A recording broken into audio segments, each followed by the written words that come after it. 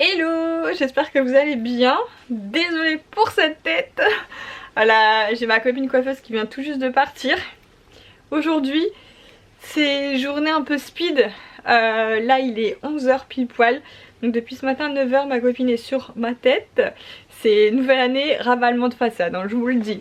Non mais les mèches blondes, je les fais 2 fois par an. Donc en général vers janvier, et après ce sera en été. Donc du coup là c'est... Je devrais être bien blonde après, j'ai trop hâte de voir. Ce qui est cool c'est qu'elle me fait les mèches. Et ben, ensuite elle s'en va, elle me les laisse poser. C'est moi qui vais me les rincer toute seule. J'ai l'habitude du fait que j'ai... C'était mon ancienne collègue en fait, c'est rigolo parce que c'était mon ancienne collègue, ça fait 15 ans qu'on se connaît. On travaillait dans le même salon de coiffure. Donc du coup j'ai hyper confiance en elle. Et du coup moi après je me gère, je vais rincer mes cheveux, après je me fais une patine pour, voilà, une patine c'est comme un gloss, ça évite que ça jaunisse etc, enfin ça embellit le blond.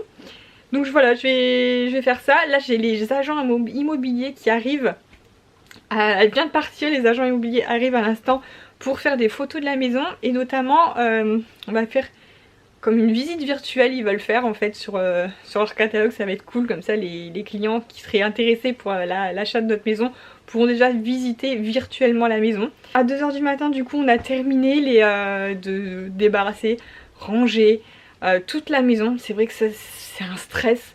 C'est impossible d'avoir une maison nickel comme Ikea en fait. Alors enfin là il faut vraiment qu'il n'y ait rien qui traîne. Donc on a fait un max, on a terminé à 2 h ce matin. Donc là bon, les agents immobiliers je vais leur ouvrir avec la tête comme ça, mais tant pis. Voilà, bon. Et je vous montre aussi après, j'ai fait les ongles hier donc je vous les montrerai.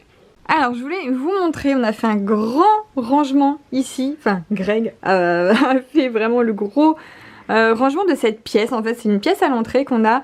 Et c'est là où on mettait tous les jouets de Gabin, les chaussures, etc. Mais on n'avait pas cette armoire là. Donc tout était sur des tables et ça s'accumulait et on n'arrivait pas à s'en sortir. Et là, Greg a trouvé sur Amazon des armoires. Alors à la base, ce sont des armoires à chaussures. Donc nickel pour les chaussures. Franchement, c'est trop bien. Vous avez dans un casier comme ça, vous pouvez en mettre 4. Et en fait, on s'est dit, mais pourquoi pas en fait en reprendre et mettre les jeux de Gabin en fait, tous ces jeux de société. Et du coup, voilà ce que ça donne. Enfin, nous, ça paraît tellement plus clair par rapport à ce que c'était avant. C'est con, j'ai pas filmé avant, j'ai pas de photos d'avant. C'était tellement le bazar qu'on n'a pas pris en photo. Mais du coup, voilà, c'est hyper clean, c'est rangé. Là, pour nous, la pièce, là, paraît beaucoup plus grande. Et du coup il y a plusieurs formats, donc vous avez aussi les petits comme ça du coup qu'on a mis ici pour les petites chaussures de Gabin, les écharpes, les bonnets, etc. Et si vous voulez les liens, je vous mets ça dans la barre d'infos parce que vraiment franchement niveau prix ça va. Et du coup bah, ça permet de bien ranger chez soi. Oui. Tu gagnes ou tu gagnes pas? Ça. Il est cassé. Ça tu gagnes ou tu gagnes pas? Il est cassé. Tiens plus. Bon, je garde pas alors. Ça va, je crois que tu regardes ça. Ah, ça faut garder. Ça trie. Ça vient de Dubaï. Oh, la petite voiture que tu avais faite à Dubaï. C'est Mathéo. En 2019. Et je vous montre mes ongles du coup avec des petits cœurs pour la Saint-Valentin. En fait j'hésitais, je voulais soit des petits cœurs partout, des petits cœurs rouges, ou soit une couleur d'ongles rose, comment on dit, glaze, rose, enfin vous voyez avec l'effet comme ça un peu chromé, rose givré, voilà. Et du coup comme j'arrivais pas à me décider, ben, j'ai fait les deux. Donc c'est du gel, hein, c'est des ongles que je garde 5 semaines, ça tient super bien et c'est vrai que c'est top parce que du coup c'est pas j'ai pas changé pendant 5 semaines, je suis hyper tranquille avec mes ongles. Et puis comme c'est une copine à domicile qui fait ça, bah, c'est toujours cool de passer un petit moment avec elle. Voilà. Hello, bon je vous retrouve le lendemain du coup avec mes nouveaux cheveux. J'avais pas pris le temps de vous montrer hier. Hier ça a été une journée assez éprouvante je dirais. Dans le sens où le matin ça a été avec ma copine coiffeuse qui est venue, ensuite l'agence immobilière qui est venue aussi faire les photos, vidéos de la maison, ça s'est très bien passé.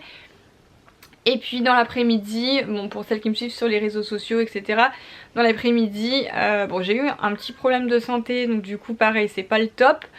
Et à ça a accumulé le fait que vous savez ma vidéo avec l'injonction que j'ai eue, où j'ai dû, c'est toujours affiché d'ailleurs hein, sur mes réseaux sociaux, comme quoi je fais des pratiques commerciales trompeuses. Enfin voilà, vous savez tout parce que vous avez regardé la vidéo et j'ai même plus de voix pour parler. Et vous savez parce que je vous ai tout expliqué en vidéo. Et en fait la DDPP devait eux aussi m'afficher sur tous leurs réseaux sociaux.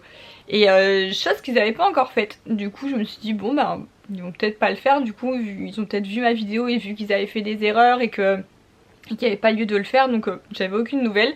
Et là d'un coup hier je reçois une notif et ça y est ils m'ont affiché partout sur tous leurs réseaux.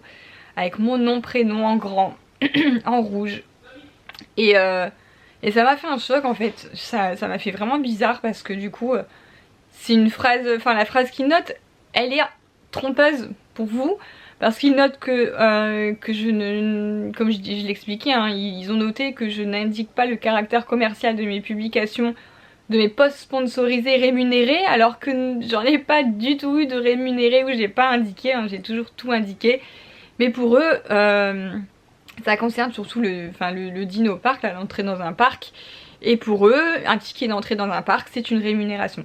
Mais du coup, en affichant partout sur tous les réseaux sociaux que je n'indique pas mes posts rémunérés, donc tout le monde vont croire, enfin les gens qui ne me connaissent pas peuvent croire que en fait je suis payée par des marques et que je ne l'indique pas. Alors que ça, jamais, mais jamais, j'ai toujours indiqué.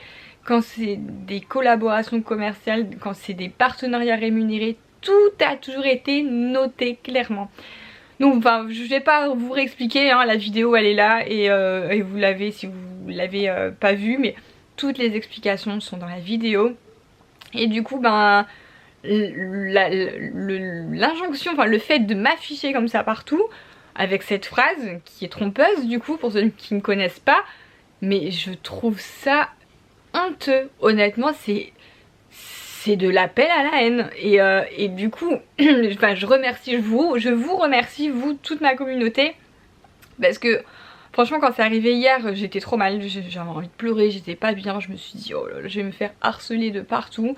Ça a commencé avec quelques haters qui m'ont envoyé genre style t'es la Magali Berda numéro 2, t'es une influe voleur et tout, enfin les gens qui comprennent rien, qui me connaissent pas, qui ne suivent pas ce qui se passe. Et après il y a toute ma communauté, mais vous êtes en or, la communauté bienveillante qui est allée justement répliquer à ce post. Et en dessous je crois qu'on a atteint presque les 700 commentaires en dessous du post, c'est genre incroyable, vous êtes mobilisés. Et je comprends parce que j'aurais fait la même chose si c'était quelqu'un d'autre, parce qu'en fait le fait d'afficher et de faire un lynchage public de la part de l'État, mais je trouve ça contradictoire en fait aux valeurs aux valeurs où on parle on fait attention à l'incitation à la haine, on fait attention au harcèlement, il y a des campagnes contre le harcèlement, etc. Et l'État lui-même vient faire ça qui paraît totalement contradictoire en fait, de où on affiche un nom prénom comme ça en gros en lynchage public, parce que je vois pas à quoi ça sert. Un rappel à la loi ok, c'est privé, c'est perso, mais d'afficher, vraiment je ne comprends pas. Donc au début bon on n'arrête pas de me dire de faire appel à un avocat, de faire quelque chose etc, parce que c'est vrai que c'est pas logique en fait de faire ça, c'est incompréhensible, ça fait vraiment on me prend mais sur la place publique et allez-y lynchez-la.